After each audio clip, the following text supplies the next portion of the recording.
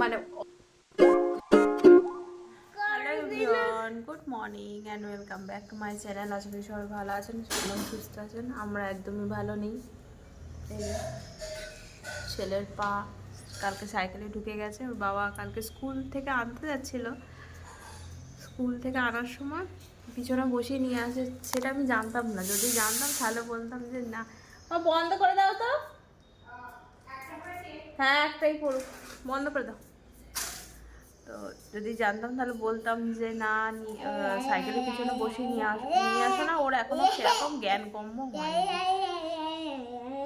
তো কালকেই জানতে পারলাম যে পিছনে বসিয়ে ও চালিয়ে আসে, সুমন চালিয়ে আসে। এবারে চালিয়ে আসার সময় এইখানটা করে এই রাস্তাটায় আস্তে আস্তে আর পাটা ঢুকে গেছে, ঢুকে গিয়ে মানে মারাত্মক অবস্থা হয়ে গেছে। দাঁড়ান এখানে খুঁড়ে জায়গা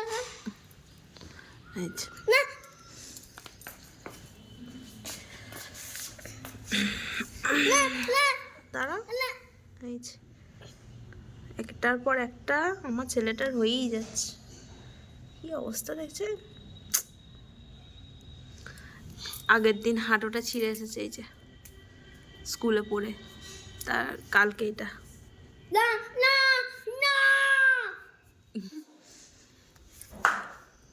এখানে অঙ্কুশ এসেছে খেলতে। আচ্ছা এদের সঙ্গে ভালো লাগছে, তাই তো সোনার একটু ভালো লাগছে তো। অঙ্কুশ দাদা এসেছে না, অঙ্কুশ দাদা খেলতে এসেছে, ভালো লাগছে একটু। ক্যাচ মারবে না, না তুমি একটুখানি সুস্থ হও, ক্যাচ মারবে। আর ছেলে চুপ করে, মানে যবে থেকে জন্মেছে চুপ করে বসে, মনে হয় এই প্রথম আছে। কোথায় নিয়ে যাব? মাঠে? ও বাবা, মাঠে কি, মাঠে কেন যাবে? মাঠে কেউ যায়?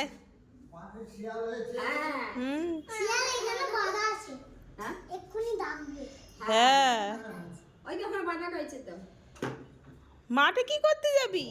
ছেলেটার দিকে তাকানো যাচ্ছে না, হ্যাঁ তো পাটা বিচ্ছিরি ভাবে হয়ে গেছে। চা বসিয়েছি আমার আর অনিমার। তো ছেলের এইসব দেখলেই আমি কান্নাকাটি শুরু করে দিই। বেশি জোরে কাঁদি না, কারণ দেখলে সুমনও কাঁদে। আর কালকে আমি থাকতে পারিনি, কেঁদে ফেলেছি। আমার দেখে সুমনও কাঁদতে শুরু করে দিয়েছে। মানে অসম্ভব, দেখলেন তো আপনারা, অসম্ভব বিচ্ছিরি অবস্থা। ছেলে এদিক থেকে ওদিক ছুটে ছুটে খেলে, সে চুপচাপ বসে আছে। ও ভেঙে গেছে, যাও বসে খেলবে যাও। একটা সেকেন্ডও বসে না আমার ছেলে কোথাও কোথাও গিয়ে। আর সে আজকে বসে আছে, আর আমাকে খালি বারবার বলছে কোলে করে এখানে নিয়েছো, ওখানে নিয়েছো। বেশ ফুলে আছে পাটা, মানে বেশ ভালো রকম আর কি চোট পেয়েছে। জানি না আজকে তো ওই যে ডাক্তারকে দেখানো হয়, চাইল্ড স্পেশালিস্ট, সে তো নেই, সে চলে গেছে পুরীতে। তো আর একটা ওই যে আমাদের যে ফ্যামিলি ডাক্তার আছে, তাকেই আর কি আপাতত দেখাবো, কারণ কাউকে না কাউকে তো দেখানো তো দরকার। তো সেও ওই আর কি বাচ্চাদেরও দেখে আর কি, সব মিলিয়ে মিশিয়ে আর কি, ওই কী বলে এমডি। তো অসুবিধা নেই, দেখায় আপাতত। কালকে ওষুধ কিছুটা দিয়েছে, তারপরে ডাক্তারকে ফোন করলে এখন ধরবে না, কারণ বেড়াতে গেছে তো, বেড়াতে যাওয়া মানেই হচ্ছে ফোন টোন সব সুইচ অফ করে রেখে দেবে। দুদিন পরে আসবে, তখন আবার ছেলেটাকে দেখিয়ে নেবো এই একে চাইল্ড স্পেশালিস্টকে। ঠিক দুপুর টাইমটা হয়েছে তো, এখন খাওয়া দাওয়া হয়নি, ছেলেটাও খেলো না। ও ওষুধ খেয়ে আমি সবে খাবারটা নিয়ে বসছি, আর সেই সময় আর কি ওই রকম স্কুল থেকে আর কি আসছে ওরকম অবস্থা নিয়ে। আবার প্যারাসিটামল খেয়ে একটু যন্ত্রণাটা কমলো। ডাক্তার বললো প্যারাসিটামল দিয়েছিল, ওটা খেয়ে একটু যন্ত্রণাটা কমছে, আবার যখন রিয়াকশান চলে যাচ্ছে তখন আবার যন্ত্রণা হচ্ছে। বাচ্চাদের কষ্ট তো দেখা যায় না।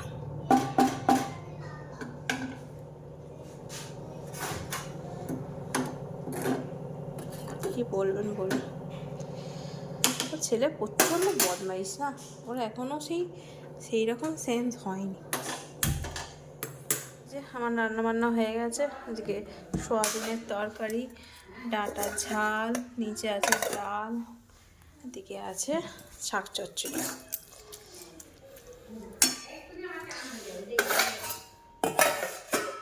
সুমন এসেছে।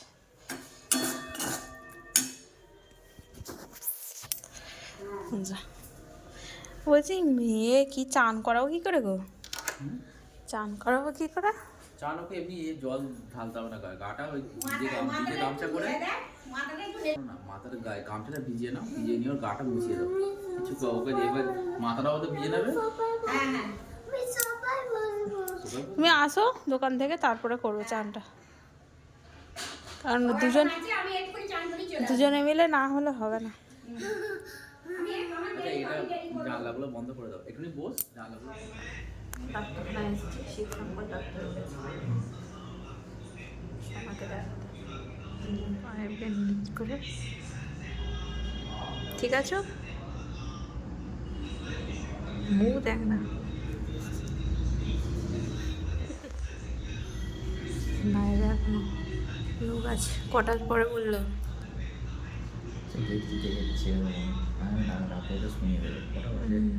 আমার রান্নাঘরের কাজকর্ম শেষ। এই যে রুটি করলাম, এখন ঘড়ির কাটা হচ্ছে 10টা 5 ঘরে। এখানে তরকারি গরম করলাম, ছেলেটাকে বলেছে আলুর দম দিয়ে রুটি আজকে,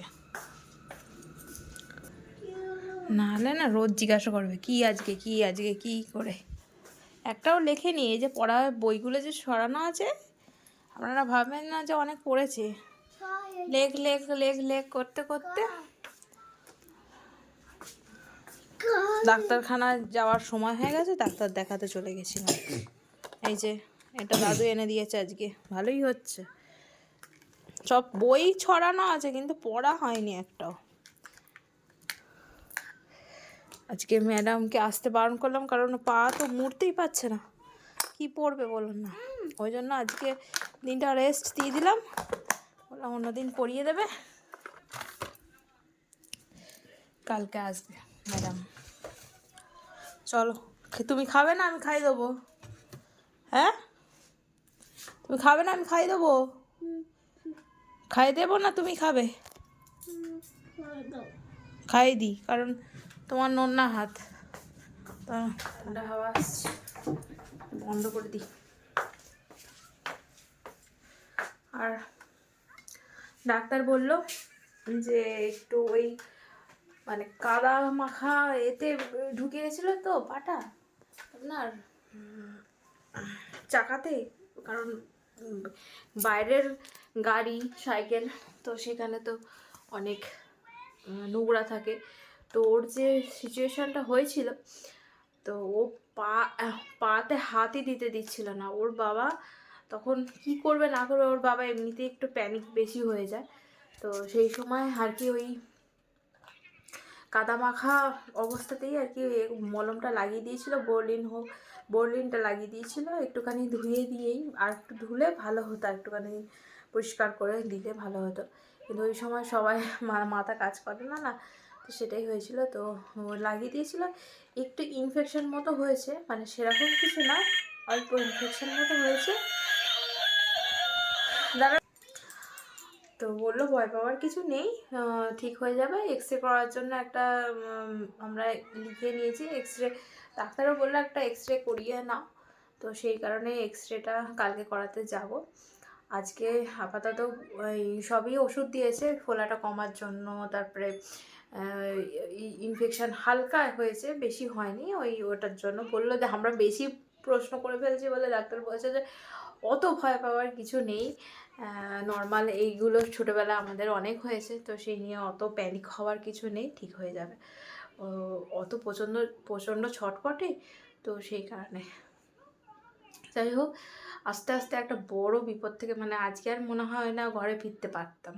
তো আসছি যখন, তখন একটা বড় মানে 10 চাকার লরি তলায় চলে যেতাম, এতটাই বাজেভাবে, মানে 1 সেকেন্ডের তফাতে। কারণ আমরা আমাদের রুট ঠিকই যাচ্ছিলাম, যে সাইডে দিয়ে আমাদের যাওয়া, একদম সুমন্ত মানে বাইক চালায় একদম ধীর স্থিরভাবে। প্লাস হচ্ছে এদিকে সরে আসো না, উঠে বসো দেবো। তো ধীর স্থিরভাবে ও তো গাড়ি চালায়, আর একদম বাবা রুলস মেনেই চলে, একদম ধার দিয়েই আমরা যাচ্ছিলাম। তো এতটাই চেপে যাচ্ছিলাম আমরা, কিন্তু লরিটা মানে অতটা চেপে যাচ্ছিলাম বলেই হয়তো আজকে বাড়ি ফিরতে পেরেছি। আর যদি না যেতাম তাহলে আজকে গাড়ির তফাতে, মানে এতটাই মানে একটা সেকেন্ডের তফাতে এই এরকম হয়ে গেছি আমরা। আর গাড়িটা পাস করেছে। মারাত্মক আজকে মানে এই লাইফে, আমার এই লাইফে, আর সুমনও যেটা বললো যে ওরও লাইফে ফার্স্ট টাইম এইরকম সিচুয়েশনের মধ্যে আমরা পড়েছি। মানে আমাদের যে কি খারাপ সময় যাচ্ছে আপনাদের বলে আমরা বোঝাতে পারবো না। প্রচণ্ড ঠাকুরের কাছে আপনারা প্রার্থনা করুন যেন সব কিছু ঠিক হয়ে যায়, সব প্রবলেম যেন সলভ হয়ে যায়, সবাই যেন ভালো থাকে। আমরা বলে বোঝাতে পারবো না। একটা সেকেন্ডের জন্য আমরা বেঁচে গেছি, একটা সেকেন্ডের জন্য। এরকমভাবেই অ্যাক্সিডেন্টগুলো হয়, যার কোনো মানে যাদের অ্যাক্সিডেন্ট হয় রাত্রিবেলা এরকমভাবেই হয়। কোনো আজকে দেখলাম তো মানে একটুখানি তফাৎ, সাঁ করে চলে গেলাম পাশ দিয়ে। আমরা এইদিকে যাচ্ছি, পাশে একটা বড় লরি যাচ্ছিল, আর আমাদের রুট দিয়ে ওই লরিটা চলে গেল। একদম আমরা সাইড দিয়ে যাচ্ছিলাম, মানে অনেক সাইডের থেকেও সাইড দিয়ে যাচ্ছিলাম, মানে এতটাই ইয়ে করেছে। কারণ ছেলেটার পায়ে লাগাতো, ও সোজা করে আছে পাটা, যদি এখন ধাক্কা টাক্কা লেগে যেত, তো সেই কারণে একদম সাইড দিয়ে যাচ্ছিলাম, যাতে কোনো আশেপাশে গাড়িটা স্কুটি ফুটি যাই হোক না কেন গেলে একটু ডিস্টেন্সটা বজায় রাখে। তাহলে ভাবুন আমরা কতটা সেফভাবে আসছিলাম, ওরকমভাবে গাড়িটা পাস করলো। আমরা তো 5 মিনিট দাঁড়িয়েছিলাম, কারণ বুক ধরাস করছে, বলবো আর। যাই হোক, ছেলেটাকে খাইয়ে দিই। আর ব্লগে দেখানোর মতো কিছু নেই। যদি কিছু ভালো লেগে থাকে চ্যানেলটা অবশ্যই সাবস্ক্রাইব করুন, লাইক করুন, কমেন্টে জানাবেন যে আমার ব্লগ কেমন হচ্ছে। আর একটা অন্য ব্লগে আপনাদের সাথে দেখা হবে। টাটা বাই, গুড নাইট, ভালো থাকবেন, সুস্থ থাকবেন। জানি না আজকে ব্লগ কীরকম করতে পারলাম, কিন্তু চেষ্টা করলাম একটু করার। ভালো লাগলে একটা লাইক দেবেন।